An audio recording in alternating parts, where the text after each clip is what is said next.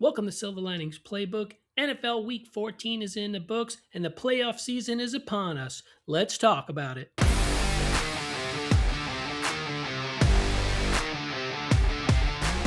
NFL Week 14 is in the books. Lots of games with playoff implications. One game that didn't have playoff implications involved the Washington Commanders and Jayden Daniels. Last week, I came on here and said that I thought Jayden Daniels should be shut down. And with all due respect to the commenters who were saying he's young, he needs the reps, he needs the field time, I understand that and I agree, but I think it was too soon for that injury. And I was proven to be right because after throwing an interception, Jayden Daniels gets blocked to the ground, lands on his elbow, hurts his elbow. Most likely he's not playing this week. And I will reiterate again, what is the point of putting Jayden Daniels on the field right now? He was very successful last year, led the Commanders to a playoff run. This year, lots of injuries, tanked their season early on. He played, he got hurt. His elbow, if you saw that, it was in a very odd direction that elbows are not supposed to go. And I think it was just too soon for him to be coming back from that injury, which is what the point I was trying to make.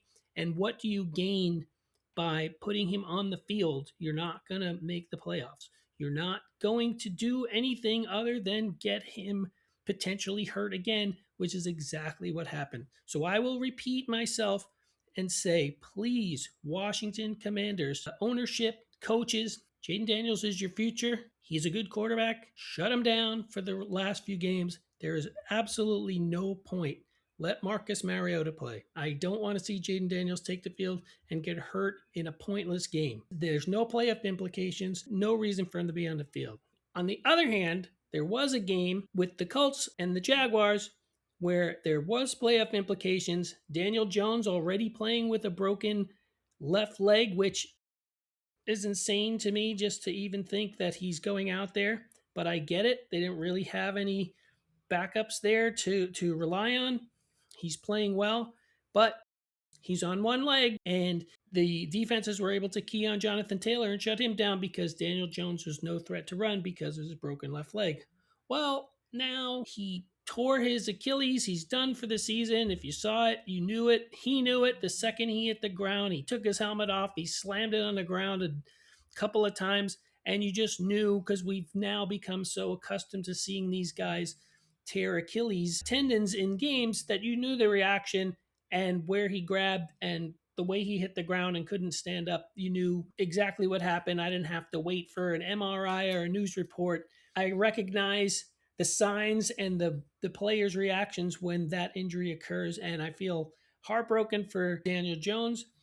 A couple of weeks ago, I was talking and everybody's talking about the Colts look like they're going to go to the Super Bowl and win one for their owner who passed away this year. But now, with Daniel Jones going down, you got to stick a fork in the Colts and just say they're done. Even their own actions, they are now bringing in 44-year-old Philip Rivers, who hasn't played in 5 years and has been coaching high school football. I mean, I know it makes sense. Shane Steichen was his quarterback's coach and offensive coordinator when he was with the Chargers, so they know each other well. He knows the system well. There is also a tie to Colts quarterback now, Riley Leonard, rookie quarterback. Philip Rivers helped train Riley Leonard before the draft and before the combine, so he knows him. He could be there and be in Riley Leonard's ear. For that sake, it makes a little sense to have Philip Rivers there as sort of a quasi coach to help Riley Leonard through what he's seeing. Riley Leonard, he also has a sprained PCL, so maybe Riley Leonard's not going to be able to play this week. But Philip Rivers, who knows how he's been keeping his body in condition? If is he ready to play? I don't know, but he does know the offense, so there won't be a lot of learning curve for him. He'll probably be able to step in and understand the play calls right off the bat much quicker than anyone else would be. From that standpoint, that makes sense. A guy who hasn't played in like 4 or 5 years, just coming off the couch to play in an NFL game with playoff implications, I don't know. That seems like a long shot to me. It seems more likely that he's there to help Riley Leonard get through and understand what he's seeing and watch film and break down their next opponent and get him ready to go. That makes more sense to me than actually seeing Philip Rivers play. Plus, Philip Rivers was just announced as a semifinalist for the NFL Hall of Fame, and if he plays one play, his clock starts over, and it'll be another 5 years before he's eligible to be considered for the Hall of Fame. So just keep that bit in mind. Feel bad for the Colts. Jaguars, who are the Rodney Dangerfield of the NFL, in all their press conferences, feeling like they're getting no respect and it's not coming. But, in a way, Jaguars, it's good. If people aren't talking about you, they might forget how good you actually are at the moment. Trevor Lawrence and Jacoby Myers, their connection is getting stronger each week. Jacoby Myers is looking like he's becoming Trevor Lawrence's favorite receiver. So they will be interesting to watch, and we will be watching them because they're actually still in a playoff hunt. So let's keep an eye on Jacksonville. Colts is going to be an interesting soap opera, so let's keep an eye on that too. Let's talk about the Ravens and the Chiefs. They both lost their games and both now are officially spoilers. I feel like it's a long shot for either one of those teams to make the playoffs. They're technically still in the hunt, but if the season was ended today, both of those teams are now on the outside of the playoff picture, and it's going to take a lot of help and a lot of things to go their way for them to be considered. Ravens still have a better chance because the Steelers and the Ravens are not that far away wins wise. So mathematically, the Ravens have a better chance of getting that division. But the Broncos look like they're going to win the division.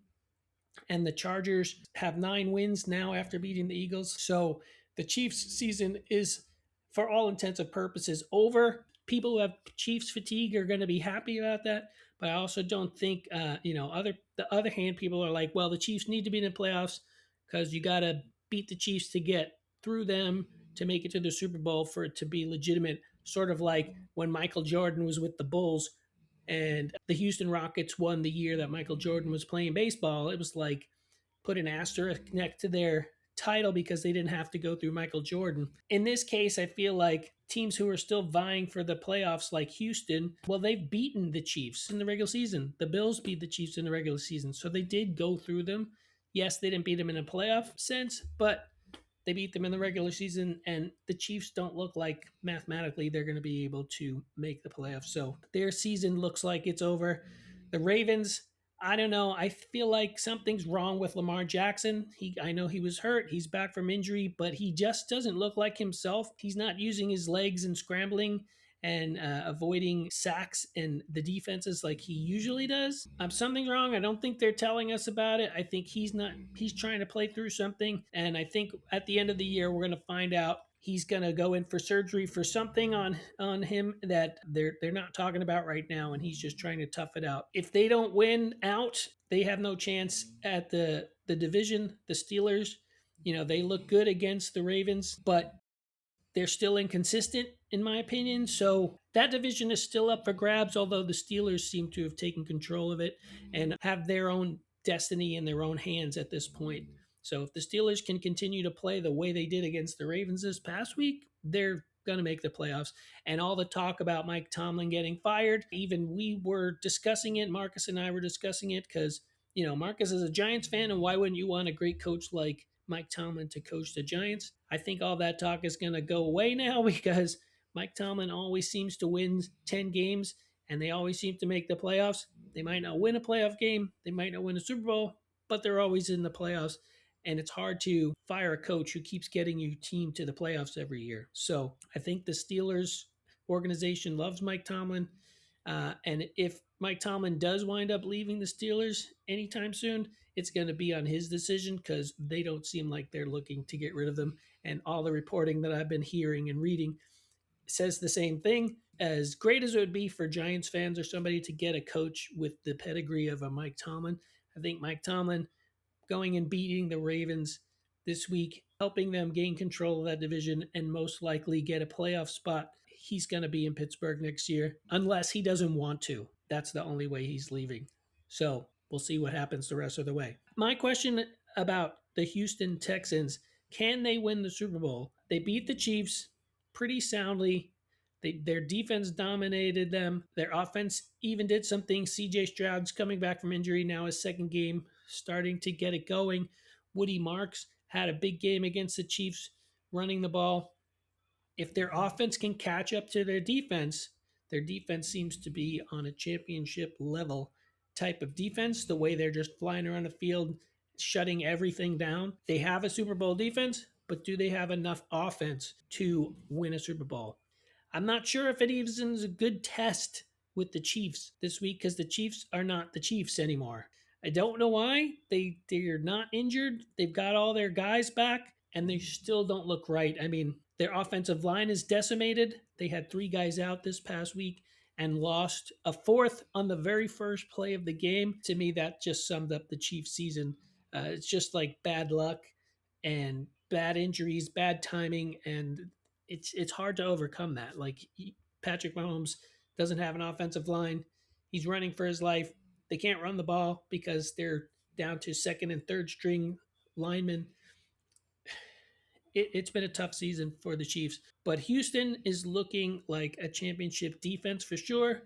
Let's watch the next 4 weeks, for next 4 games, and see how their offense does, and if CJ Stroud can get a little momentum and a little rhythm going and start putting some points on the board. And if that's the case, they're going to be a very scary playoff team.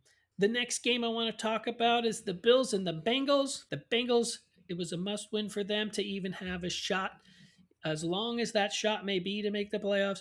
And the Bills, they've been looking inconsistent, have been up and down all season long. They really needed that win to keep pace with the Patriots, who they're going to face this upcoming week. So it was a huge game for both. My favorite thing about the game is that it was a snow game. Is there anything better to watch when it comes to NFL football than a December, January game where it's snow and the snow's on the ground and they've got to come out with the little snow plows every few minutes, every television timeout to clear the yard line so you know where they are in the field? I don't think there is. It's my favorite thing to watch. I love when there's a snow game. I'll turn off all the other games and watch the snow game because you never know what's going to happen. The footing is treacherous. I always feel it's an advantage for the offense and a passing game because the receivers know where they want to go, and you got the defenders running backwards trying to cut with poor footing, and it's always interesting. And I think teams can pass better than you think in the snow games. Also, from a fantasy perspective, if you see in the weather report your team's playing in a snow game, if you've got a good quarterback and you've got good receivers like the Bengals do, it's not necessarily a bad thing that it's snowing. It's actually an advantage for those receivers because they're running forward and they know where they're going. And their footing on the defense is so bad that chances are you're going to have some openings if they can get the ball to the guys. And at the beginning of that game, Joe Burrow was doing that, and the Bengals were dominating that game for the first half, and it looked like, wow, Joe Burrow is really such a huge part of that Bengals team because look at how well they're playing. Look at how well their defense is playing because their offense is playing well because Joe Burrow's back. So it was all clicking. And then Josh Allen started doing Josh Allen things. And that's why he was the MVP last year. He led that team back. They had a bad interception from Joe Burrow that was returned for a touchdown. The momentum just swung in an instant. And it was a great game. It was a close game, but it went from the Bengals were going to pull a surprise and keep their playoff hopes alive to the Bengals look like they're out and back to the role of spoilers for them the rest of this way. Great game. Love a snow game. Can't wait for next week. Hopefully it's snowing everywhere. These games are so much fun in the snow. For the Bills, though, they're playing the Patriots this week. As a Patriots fan, I'm hoping they do terribly and the Patriots win. Trying to be impartial. There is a problem I'm seeing with the Bills right now. James Cook, he's fumbling a lot. He's fumbled a lot in the last couple of games. I know the weather's bad. The ball gets much slicker and harder, and it's slippery in that kind of weather that they were playing in. But he had a couple of fumbles, including one as he was about to go in for a touchdown. They really need to get that fixed right away because he's such a huge part of their offense and maybe the only part of the offense that's consistently working. And if he keeps fumbling, that's going to be a big problem for them. That's something to watch in the next coming weeks as these games are cold weather, bad weather, snow, rain. If Cook keeps fumbling that ball, the Bills' playoff hopes may be fumbled away as well. So let's keep an eye on that. I do have a prediction for next year. I'm going to come on here and say I think Shador Sanders is going to be the Browns' starting quarterback next season in 2026. What Shador is doing, throwing the ball down the field, he's able to throw the ball long, middle, short. He even rushed for a touchdown.